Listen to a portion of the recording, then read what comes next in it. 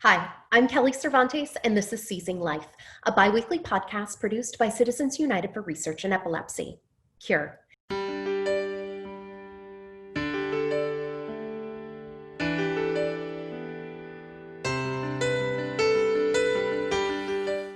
Today, while we are still in social distancing mode, we want to present an episode that we recorded prior to the COVID-19 pandemic. Back when we could still share a kitchen table with our guests, we invited longtime supporters of Cure, Ashleigh Henrichs and her daughter Caroline, to speak with us about the journey from child with epilepsy to young adult with epilepsy and how the transformation can affect the parent-child relationship. As high school graduation season comes to an end, even in this time of pandemic, we hope those of you with children entering college and those of you heading to college next fall will find value in Caroline and Ashleigh's story and advice. Thank you. I'm delighted to have close friends of Cure, Ashleigh Henrichs and her daughter, Caroline Pratt, on the podcast today. Caroline was diagnosed with epilepsy at the age of 8. She is now 17 years old and a freshman at Carthage College, pursuing a double major in education and English. Ashleigh is the busy mother of 3 teenagers and an active volunteer serving on several local boards. Both Ashleigh and Caroline are passionate advocates for epilepsy awareness and research and have been dedicated Cure volunteers for years. Ashleigh, Caroline, thank you so much for chatting with us today. I'm so thrilled to have you here. So we're talking today about sort of the parenting journey of parenting a child with epilepsy and, growing up and how you go through puberty and teenage years and sort of relinquishing some control over that child as they head off to college, as they have this tendency to do sometimes. But I want to start at the beginning of your journey. Tell me about when Caroline was diagnosed with epilepsy. I was first diagnosed when I was 3 to 4, but then it went dormant for a few years, so much that I didn't even know I had epilepsy. And then when I was 8, I remember going up to my dad and saying hey Dad, I'm shaking and I'm not cold and I don't know why. But according to Mother, that is not what happened. Alternating versions. Ashleigh, what is your version of events? She had 4 grand mal when she was 4, but wasn't really officially diagnosed at the time. We did not put her on traditional medication, and as she said, that the seizures went dormant for about 4 years, and she was getting new glasses and was looking in the viewfinder at the eye doctor, and I was sitting next to her, and she started shaking, and obviously, scared me, and I called a friend who's a pediatrician and, told her what had happened, and she referred us to a neurologist right away, and then she was officially diagnosed, had EEGs, they were all abnormal, so that's how the bulk of the journey started at age 8. So. And what type of epilepsy were you diagnosed with, and do you know a genetic cause? I believe the first epilepsy I was diagnosed with was absence epilepsy. Right? Absence, juvenile epilepsy, yeah. Mm-hmm. And we don't have any genetic history because Mom did some research and so did Dad, and I'm just special, I guess. That you are, very much so. So receiving that diagnosis, she's 8 years old. Did the doctor tell both of you? Did the epileptologist just tell you and then you told Caroline? How did that happen? So Caroline is our oldest, so we had, no experience with any, sort of any major medical issue. So this was the first for her dad and I, and he and I received the news together, and shared it with her, and we really tried to frame it as that her brain didn't work the same as other kids, that there was some extra activity going on, and at the time, we had a treatment plan with medication, and so that's just kind of how we looked at it, is that, or told Caroline, since she was fairly young, that her brain was just, kind of misfiring and wasn't quite working the same as her friends. So. And how old were you when you started to understand? Because I imagine at 8, epilepsy is a complex condition for an adult to understand. So it's hard to imagine that an 8-year-old is really going to be able to grasp what that means. At what age do you feel like you sort of started to understand what epilepsy was going to mean for your life? I am not actually sure. I think like each year I learned a little bit more about it, and some of the major moments, there was this doctor at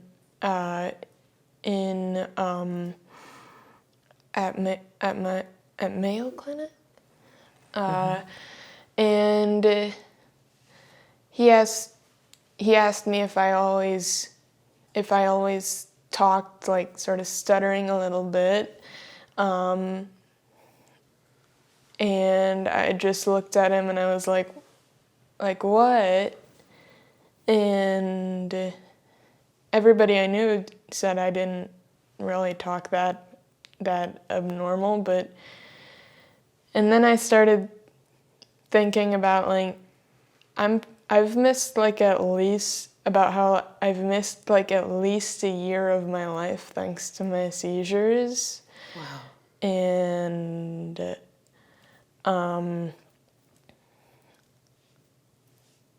I don't know. I think I've just always felt like I was different, and for most of my youth that was okay. And then I entered high school, and of course everything changed. Ugh, yeah. For the best of us, it changes, and then you add in some complex medical stuff, and that throws a giant wrench in the works. How do you parent through that? And especially Caroline being your oldest, so you didn't have another frame of reference. You are parenting through puberty and teenage girl drama and craziness, and at the same time navigating a disability. Mm-hmm. What would you tell her? What would you tell other parents who are walking down that path right now? For a lot of her, after she was diagnosed for several years, Caroline did not want to talk about it with friends or people who didn't know her very well, and we respected that. And then when she started high school, she had started having grand mal during school, which up until that time she'd been fortunate enough to not have any outside of the home or any place like that. So that really changed the game for us. Obviously her teachers and counselors were aware prior to that, but then the students, were surprised, were startled.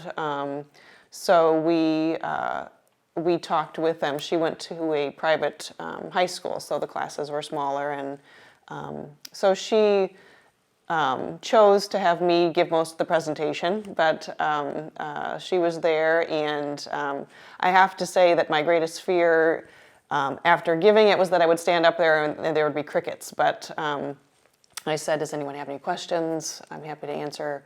And several of her classmates had good questions and were trying to understand, what it was and what happened to her brain when the seizures were occurring, what they should do, and that was really, positive for me that they were responding and asking questions. And then she had other seizures after that discussion, so the students knew just what to do. And knowledge is power, yeah, right? And it makes watching a seizure, let alone experiencing one, but watching it is a scary thing to witness. So the more that we can educate people, the less weird it is, the less scary it is for those witnessing it, which is kind of imperative in the peer pressure life of high school. Did you find that that helped your high school experience the more that your classmates understood epilepsy and seizures and what was happening?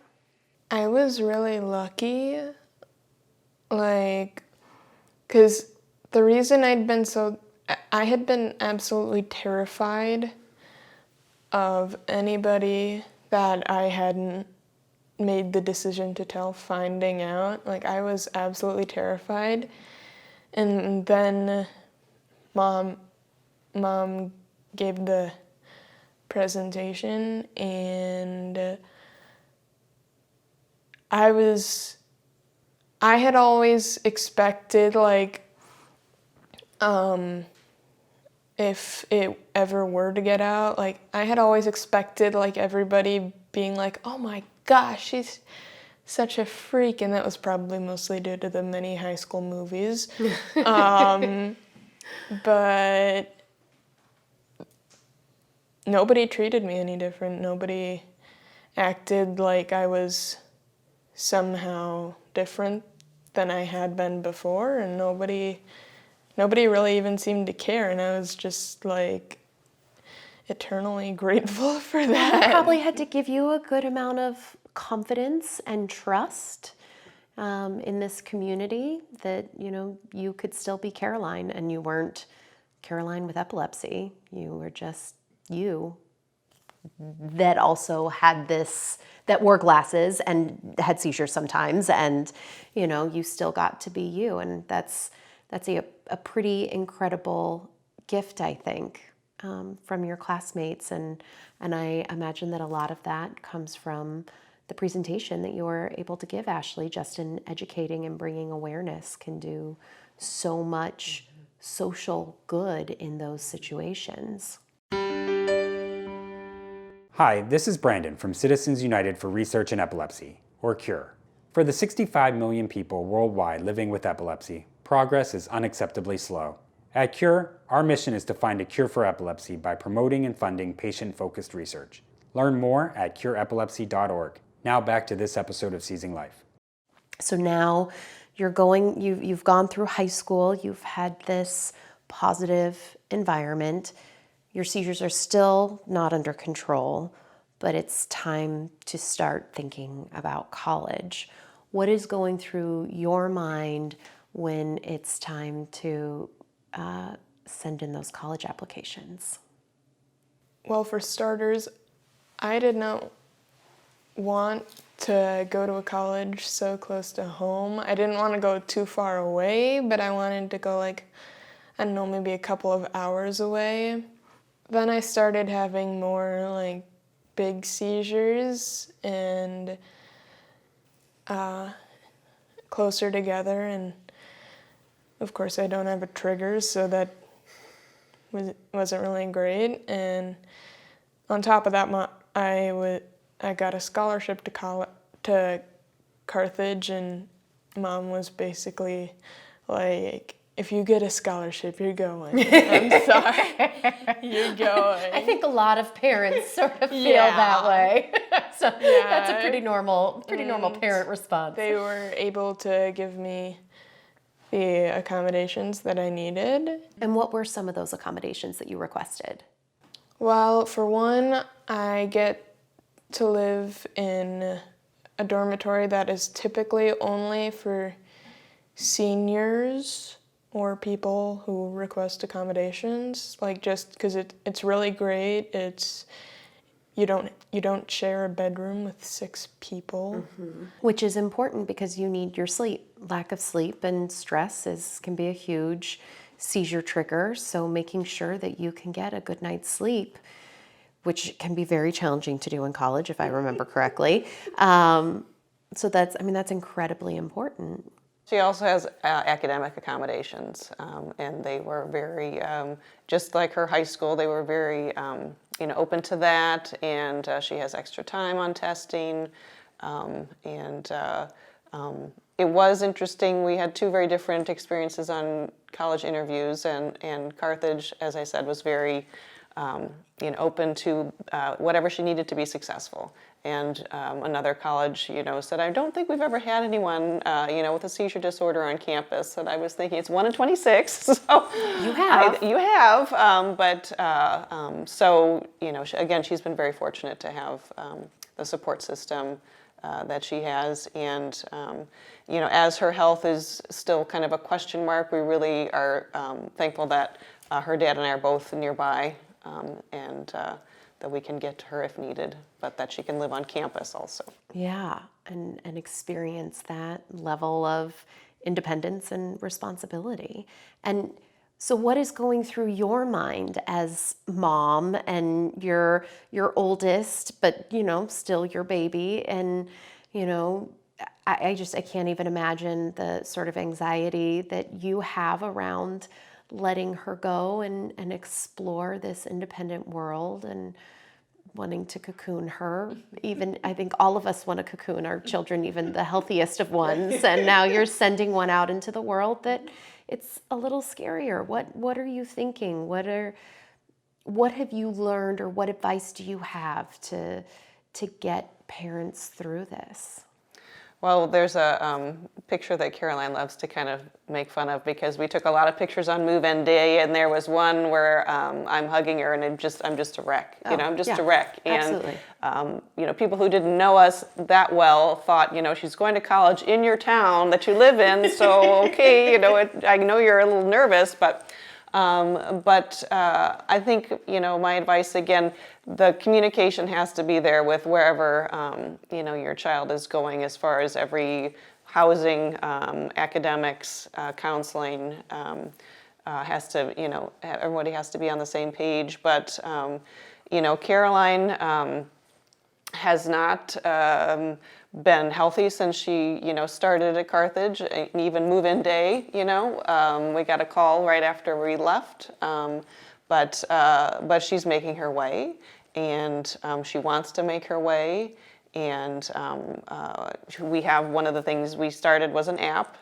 medication app, so that we get notified. Her dad and I do if she's not taking her meds, and so that's, pieces like that. But we can't hold her close. That wouldn't be good for her. Wouldn't be good for us. She does need to have that level of independence. We prefer that she have a cleaner room, but that's on her. But this is. And the other part that was a little different is that she skipped a grade, so she's only 17 at college. But again, she's making her way, and it's important to her that she does that with limited interference from mom and dad. So, Caroline, what advice would you give to other teens and kids getting ready to go off to college in what they should be looking for, both in a school, but also navigating that parent relationship? Well, I would say just be sure to stay close with your family. I found that's what helps me. They're always there to support me. And honestly, the best advice would just be to be yourself. Like, epilepsy is what you have, it's not who you are, and just be you. And most of the time, people won't even really notice you have it. Right. Absolutely. Ashleigh, what advice would you give to parents as they are navigating this newfound freedom of, for their children?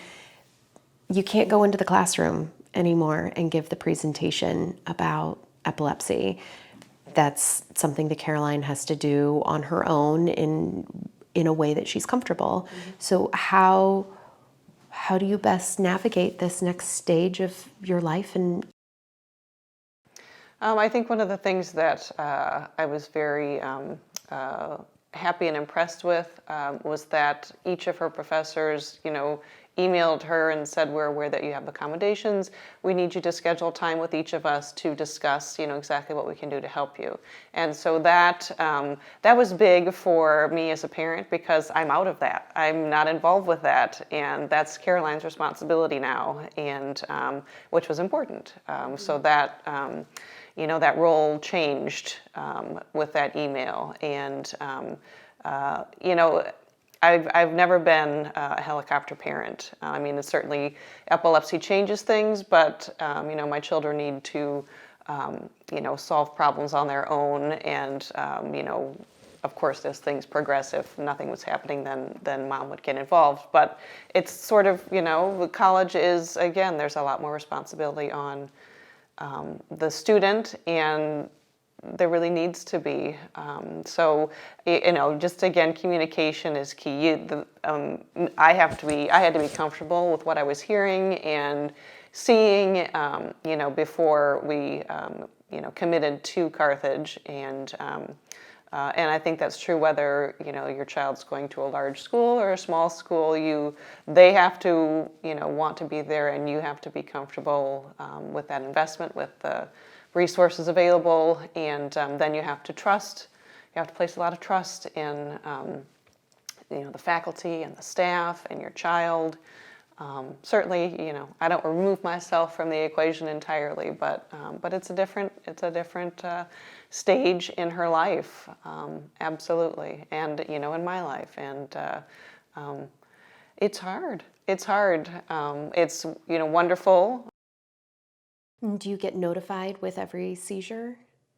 No, Caroline typically will let me know with the larger ones. She had one in class yesterday, and that's just a struggle. It's one thing if you're in your dorm room and it happens privately, but it's hard to be in a new environment, have a fresh start, which is what we told her college was, and then you have to deal with it. You're still taking your baggage along with you, unfortunately. Yeah. So. Well, I am so grateful to both of you for coming and speaking with me today and sharing your journey. Parenting is the most challenging and difficult job I think any of us could ever have, and but my goodness, do our kids make it worth it. Mm-hmm. So thank you for sharing your experiences on both sides, and so appreciate both of you. Thank you for having us. Yeah, thanks. Thank you again, Caroline and Ashleigh, for sharing your journey and experiences living and growing up with epilepsy. Part of parenting is knowing when to allow your child freedom, and part of growing up is knowing how to deal with that freedom. The choices and consequences for a growing child with epilepsy can have a serious impact on their health, well-being, and future. That's why it's so important for parents and children with epilepsy to establish open lines of communication and trust. Cure invests in patient-focused research to create new therapies that promote seizure reduction and freedom for epilepsy patients and their families. To help further Cure's research, please visit cureepilepsy.org/donate. Your support and generosity are greatly appreciated. Thank you.